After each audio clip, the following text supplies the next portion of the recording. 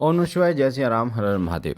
आज की वीडियो में मैं आपको बताऊंगा कि कोई तांत्रिक, कोई भक्त कैसे आपके शरीर का बंधन करता है, कैसे आपके घर का बंधन करता है और कैसे आपको पीड़ाएं भुगतनी पड़ती है और कैसे वो बंधन आपके काम धंधे में रुकावट डाल देता है। आप गरीब के गरीब रह जाते हो, बीमारियां घर से पलायन नहीं करती हैं, जगह जगह भटक कर भी कोई सोल्यूशन नहीं मिलता।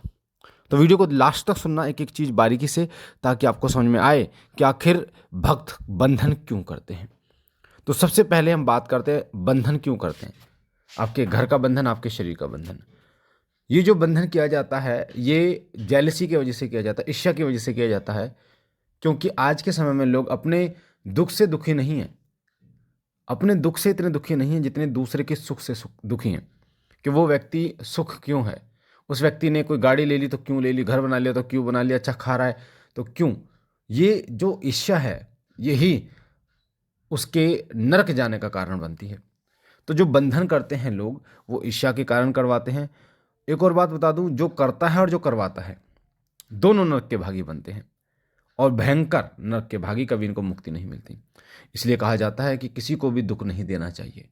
अगर कोई आपको दुख दे भी रहा है तो आप प्रभु से ये विनती करें कि प्रभु आपको जो करना है उसका करो, पर हमारी रक्षा करें। हम नहीं चाहते कि वो परेशान हो, हम नहीं चाहते, हम ये नहीं कहते कि वो दुखी, आप उसको दुखी करो, पर हाँ, हमारी जो रक्षा जरूर करो।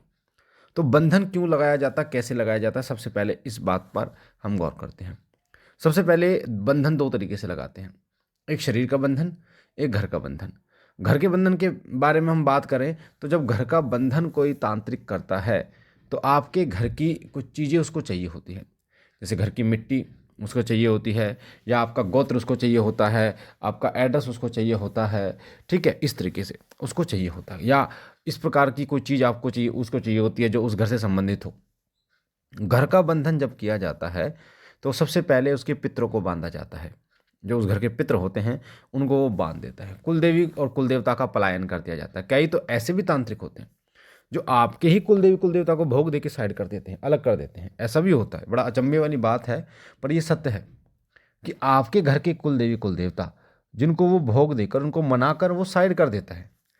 यानी कि फिर वो उसकी रक्षा नहीं कर पाते और फिर तामसिक शक्तियाँ और शमशानी शक्तियाँ उस घर में प्रवेश करा दी जाती हैं, प्रविष्ट करा दी जाती हैं। मैं आपको बता दूं, कभी भी बंधन किया जाता है किसी एक शक्ति से नहीं किया जाता। बहुत सी, सैकड़ों शक्तियाँ भी हो सकती हैं, लाखों भी हो सकती हैं, और 10 15 20 इस तरीके की शक्तियाँ भी हो सकती हैं जो उस घर में प्रवेश कर दी जाती हैं।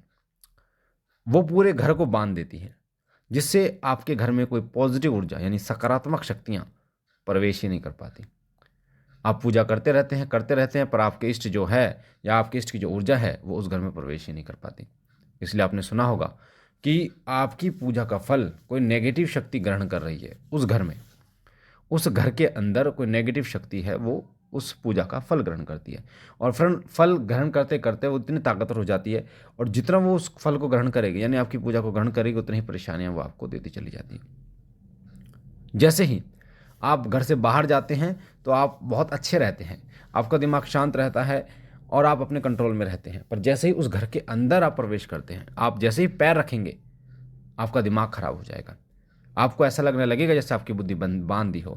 आपको ऐसा लगने लगेगा जैसे आपको गुस्सा, बहुत चिड़चिड़ापन आपको आ जाएगा, गुस्सा आ जाएगा, एक दूसरे पर गुस्सा आप करोगे। जब जब उस घर के अंदर रहोगे, कलह होते रहेंगे, लड़ाई झगड़े होते रहेंगे, और घर के अंदर ऐसा माहौल होगा जैसे मातम हो, यानी खुशी आएगी नहीं। ऐसा माहौल होगा जैसे कोई मर गया हो, मतलब खुशी नाम की कोई चीज़ नहीं है किसी के अंदर भी। एक दूसरे को देखकर कोई खुश रहेगा ही नहीं। तो ये तो घर का बंधन। आपके काम धंधे बंद हो जाते हैं, रुकावट आ जाती है, काम बनते बनते बिगड़ जाते हैं। 80-90% काम चल बनने में होता है, फिर 1% काम रह जाता है। इस प्रकार की संभावनाएं आपको दिखाई देती हैं, दिक्कतें आपको दिखाई देती हैं। घर के जो बच्चे हैं, सबसे पहले उन पर फ़र्क पड़ता है कि वो बीमार होने शुरू हो जाते हैं। फिर बूढ़े लोग जब वो बीमार होने शुरू हो जाते हैं और उनके बीमारी का अंत नहीं होता, दवाई लाते लाते दवाइयाँ नहीं लगती हैं, शरीर जो है वो जर्जर हो जाता है, खून का पानी बनता चला जाता है। ये घर बंधन का कारण बनता है। आपका इनकम सोर्स जो है वो धीरे धीरे ख़त्म हो जाते हैं, और ऐसी अवस्था भी आ जाती है आपकी कि आप रोड तक पहुंच जाते हैं। अब बात करते हैं शरीर बंधन की। शरीर बंधन जब किसी का किया जाता है तो शरीर बंधन में कई चीज़ें जो तांत्रिक लोग हैं ये खिला देते हैं। जैसे मीठे में कुछ खिला दिया, शराब में, या फिर तामसिक चीज़ों में कुछ खिला दिया। अब जब शरीर का बंधन किया जाता है तो किसी शमशानी शक्ति को, किसी प्रेत को, किसी चुड़ैल को, किसी राक्षस को, मशान को भेजा जाता है। शरीर बंधन के लिए जिसका शरीर बांधते हैं लोग या तांत्रिक, उसके कपड़ों का इस्तेमाल करते हैं लोग। और मासिक धर्म में जो उस ब्लड से रंगा हुआ वस्त्र होता है उसका प्रयोग करते हैं। ये बहुत ज़्यादा सेंसिटिव चीज़ें होती हैं जिनका प्रयोग शरीर को बांधने के लिए ये करते हैं, उनके कपड़ों का प्रयोग करते हैं। इसलिए पहले बड़े बुजुर्ग कहते थे कि रात को सोने से पहले जो है वो कपड़े छत से उतार लेनी चाहिए। बड़ा ध्यान रखते थे इन चीज़ों का। तो जो बुजुर्ग हैं वो गलत नहीं कहते थे कि महिलाओं को बाल बांध लेने चाहिए, मासिक धर्म में चौराहा पार नहीं करना चाहिए, ये चीज़ें। पर अब इस समय लोग मानते ही नहीं हैं बड़े बुजुर्गों की बात, तो परेशानी में पड़ जाते हैं। तो शरीर का जब बंधन करते हैं, जिस प्रेत को भेजा जाता है तांत्रिक के द्वारा, उसकी बुद्धि को शून्य कर दिया जाता है, उसकी बुद्धि को बांध दिया जाता है पहले तो। यानी जिस पे भेजा जा रहा है उसका शरीर बांधना है, तो पहले जिस प्रेत को भेजा जा रहा है उसके बुद्धि का बंधन कर दिया जाता है, उसको अच्छाई बुराई का फ़र्क खत्म हो जाए। और उसके मन में आप कह सकते हैं कि स्मृतियाँ डाल दी जाती हैं कि ये व्यक्ति यार, इसको तुझे ये पीड़ाएं देती है, परेशान करना, बस उसका एक ही टारगेट होता है। और ये चीज़ें पता है मैं क्यों जानता हूँ और ये मैं आपको क्यों बता रहा हूँ, क्योंकि शिव साधना केंद्र चैनल पे धाम पे आप देखते हैं, श्री सिद्ध विश्व शक्ति धाम में बहुत सारे लोग आते हैं नेगेटिविटी से परेशान।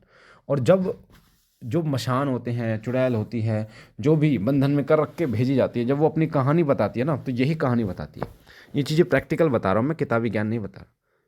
वो जो अपनी कहानी बताते हैं वो प्रेत, वो ऐसे ही बताते हैं कि ऐसे हम कपड़े से करके भेजे गए हैं, ऐसे ऐसे। और जब उनके बंधन खोले जाते हैं, क्योंकि पहले जब बंधन खोले नहीं जाते तब तो वो सिर्फ इसको परेशान करना, लेके जाना है, फलाना ढहका, उल्टी सीधे बातें करते हैं। पर जैसे ही बंधन खुलते हैं तो वो अपने आवेश में आते हैं, अच्छाई बुराई में फ़र्क देखना शुरू करते हैं। और फिर उनको पता चलता है कि हमने कितना, मतलब इस बच्ची को हमने कितना पीड़ित किया है। और फिर वो बताते हैं कि हमने अपने मन से नहीं किया, हमसे कराया गया है। तो ये चीज़ें जो हैं, ये चीज़ें मैं अनुभव के बेस पे बता रहा हूँ, ना कि इस चीज़ के बेस पे कि मैंने कहीं पढ़ा हो या देखा हो, इस तरीके से नहीं। तो ये दरबार में चीज़ जो लोग आते हैं उनके साथ में चीज़ें घटित होती हैं। अब बंधन जो होता है ना, जब खुलता है तो वही शक्ति जो नेगेटिव में थी, वही शक्ति फिर पॉजिटिव करना शुरू कर देती है, यानी कि उसके शरीर की रक्षा करनी शुरू कर देती है। अगर आप उसको बल देते चले जाते हैं तो एक ऐसा समय आता है जब वो शरीर के सभी समस्त बंधनों को तोड़ देती है और शरीर की रक्षा करती है। अन्य नेगेटिविटी को भी वो किसी भगत से, तांत्रिक से, जो भी अच्छा व्यक्ति है, उस पर पकड़वा देती है, धुने में भस्म करवा देती है, जिससे वो व्यक्ति ठीक हो जाता है। तो ये थी पूरी जानकारी। बंधन क्या होता है, लोग कैसे करते हैं, तांत्रिक कैसे करते हैं, घर बंधन, शरीर बंधन क्या होता है, कैसे किया जाता है, जो लोग करते हैं। और एक बात और लास्ट में बता दूं, इस वीडियो का मकसद सिर्फ आपको जानकारी देना है। और जो व्यक्ति किसी का बंधन करते हैं, घर बंधन या शरीर बंधन, वो निश्चित रूप से नरक के भागी होते हैं और उनकी जो मृत्यु है बहुत बहुत भयंकर होती है। तो इसलिए मेरी आपसे हाथ जोड़कर विनती है, जो बच्चे इस वीडियो को सुन रहे हैं, किसी भी व्यक्ति के बारे में गलत ना सोचें, ना ही उसके गलत करने के लिए सोचें। अगर आपके ऊपर कोई गलत कर भी रहा है तो आप प्रभु के चरणों में ये सोचें कि बाबा हमारी रक्षा कीजिए। बट हम नहीं कहते कि आप उसको बुरा करें या नहीं ना करें, उसके कर्मों का फल वो भोगेंगे, हम अपने कर्मों का फल भोग रहे हैं। ओम नमः शिवाय, जय श्री राम, हर हर महादेव।